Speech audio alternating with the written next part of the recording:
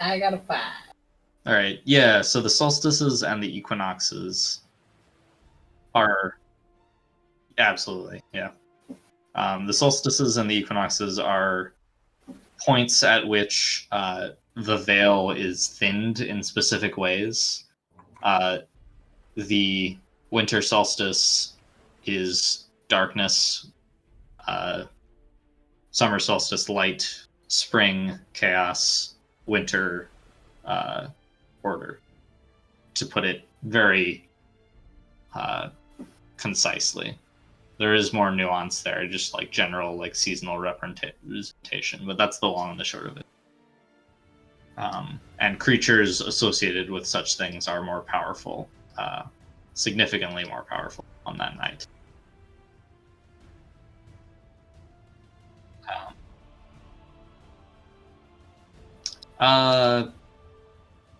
I'm sure that he knows a lot more about it, which could get into, but is not like immediately relevant to the situation.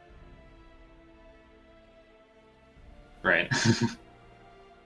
Yeah, he's just like, don't worry about it, Dibs. Yeah.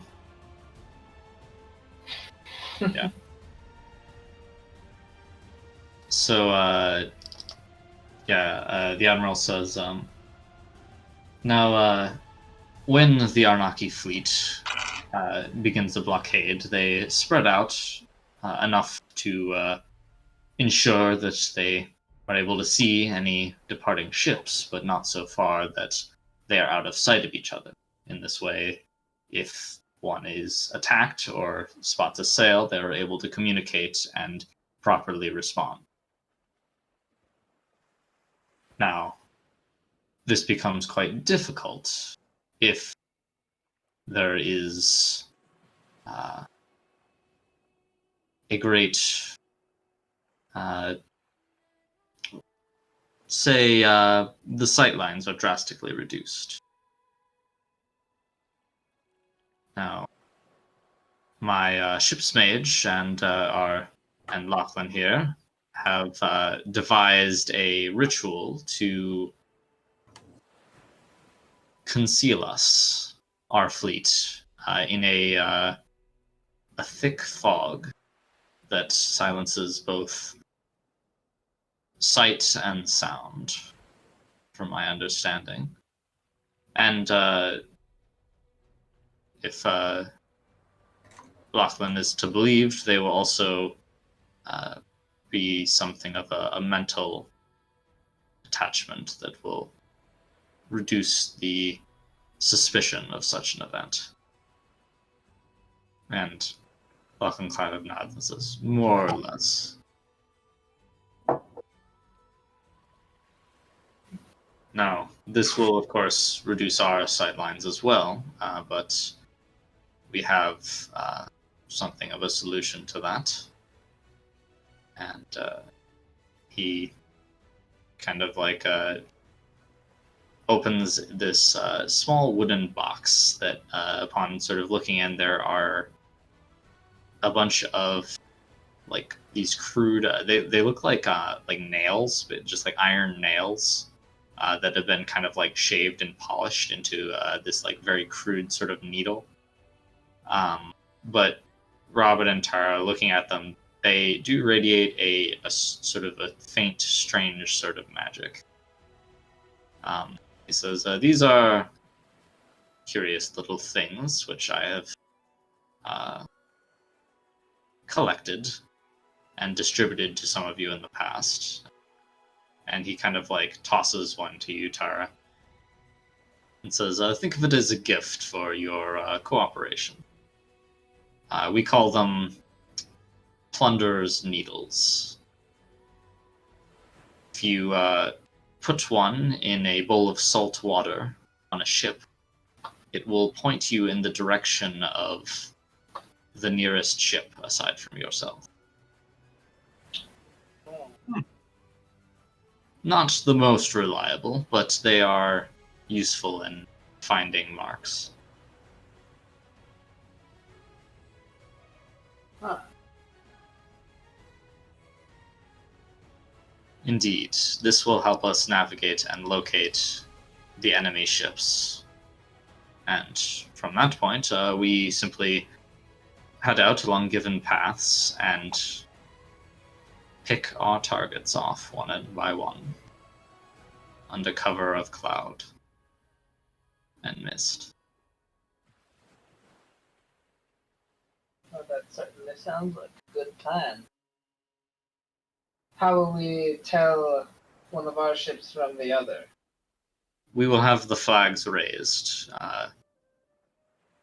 If I am to understand, and he looks over at Kyrie, the fog should be thin enough that you will be able to see the flags when you're close enough to fire the cannons, which is the time that matters.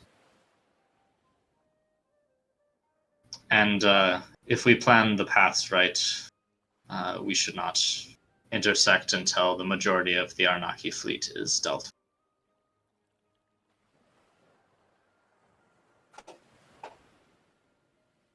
Very well.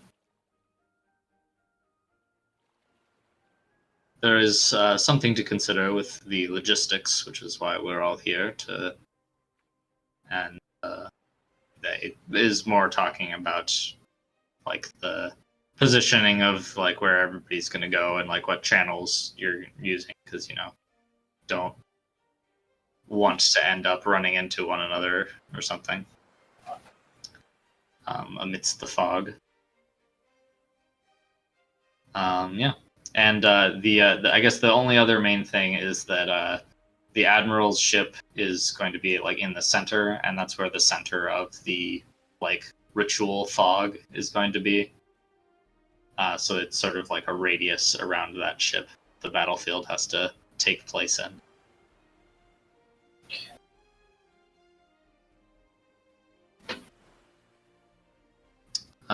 Anything that our foreign assistants would like to add or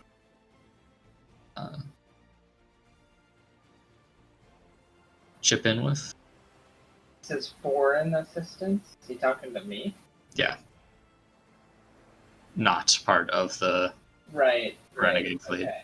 Not necessarily like culturally foreign. There's no one culture here. Yeah.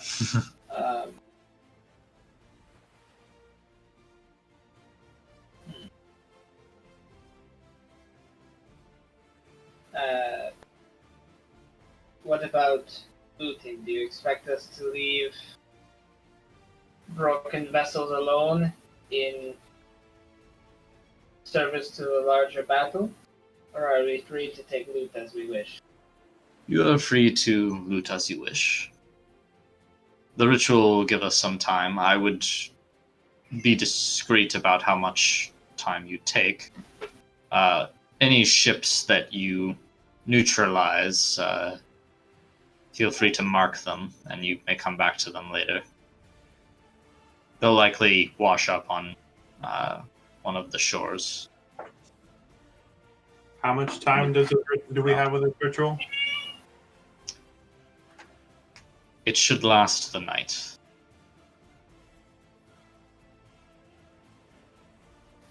Are we planning on going this night? The night following this one. The night of the winter solstice. And how many ships are there? There are in total, we have not managed to get 100% accurate results, but they have some half-dozen sloops, about 4 or 5 brigantines, and 3 frigates, 2 galleons. And on our side? On our side, we have our 6 ships and 5 others. All mostly brigantines and sloops. I myself have a frigate, as does everybody else. So they outgun us, but that shouldn't be a problem when we prey on them one by one and have the element of surprise.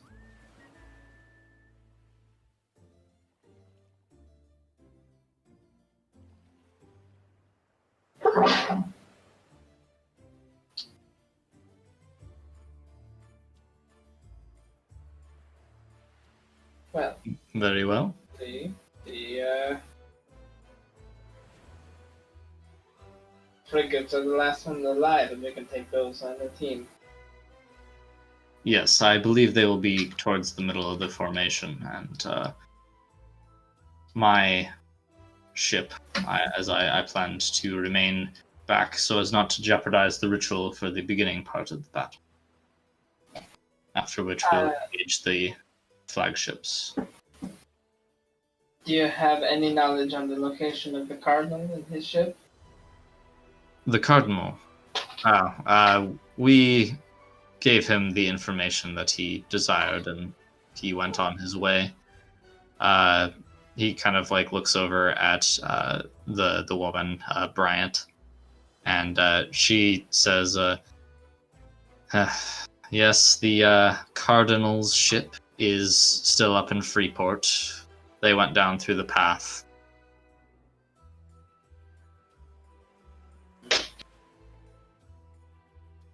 And I made sure that the Admiral did not tell him about our plans. And she kind of like gives you a look that indicates she probably doesn't think super highly of this Cardinal, same as you. Well, I'd be sure to keep an eye on their ship while we're gone. Oh, I have many men keeping an eye on it up in Freeport.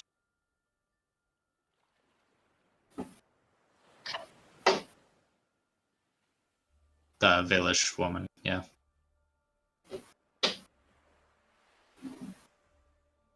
Alright.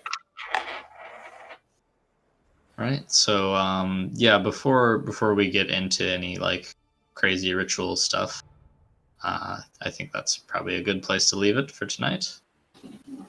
Tomorrow we'll do. You do. Yes, a lot more bennies left than our last couple of sessions. It's almost like you weren't fighting for your life every second. I was talking for my life for a second. Yeah, yeah. All we had to do was do one wound, and that's probably it. Yep. Sure, he had some idea. I mean, he would have known if he tried to slice my throat, and then I just instantly went down. I mean, that does tend to happen to like people when you slit their throat. Yeah.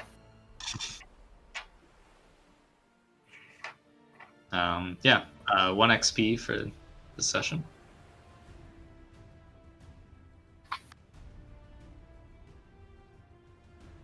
The knockout poison is it's kind of like a dusky, sort of murky, greenish color.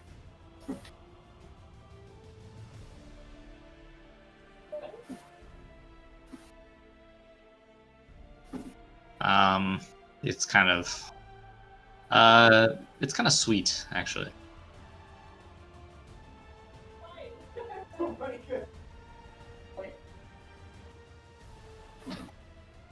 Right. Yeah, definitely something sweet.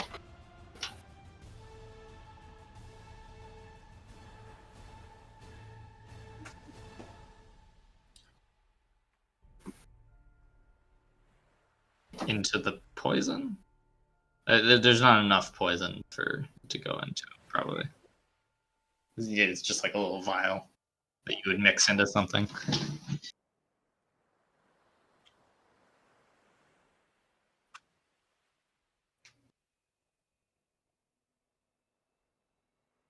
Nice. Well, Yeah. next session's gonna be pretty crazy. It can be like ship combat and magic, ritual magic and stuff.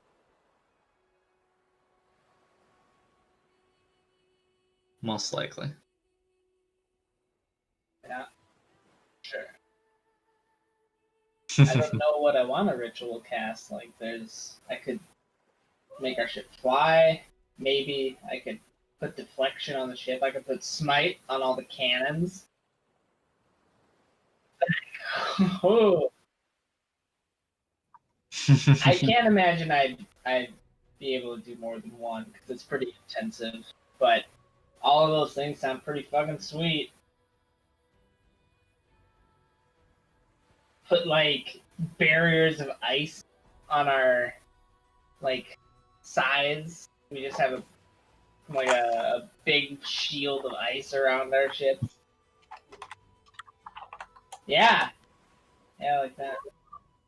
A lot of cool stuff. I don't know, how does a ritual bolt work? Is it just like at the end of the ritual you BAM! You cast bolt, something? yeah. Pretty much.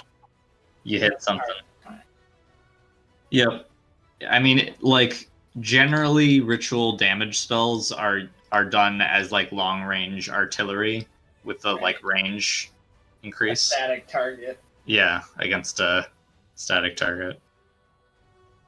Because it takes like 10 minutes or whatever to charge it up. So in short range combat, you're probably not going to have that time.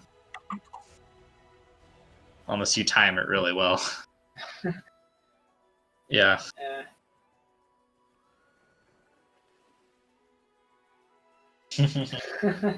Unless you're Goku. I mean, if we're doing a ship chase. Yeah, that's true. Just charge your attack on the bow and then do like a super snipe. ×2 power points to be an 8-mile Just long range. yeah. I think that's an hour to cast that. Do I have the ritual casting?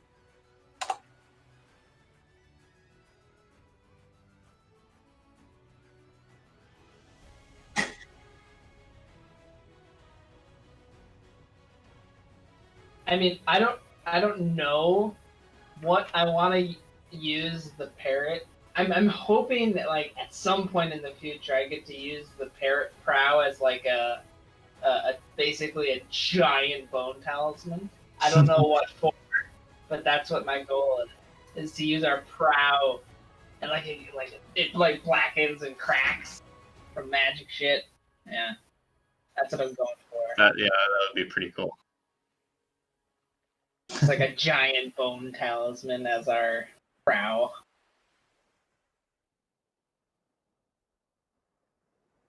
I mean, but then you have like the blackened bone crack. It doesn't go to like dust. It just like looks because it's like super big. So yeah, all like burnt out. Yeah, it's just a aesthetic change.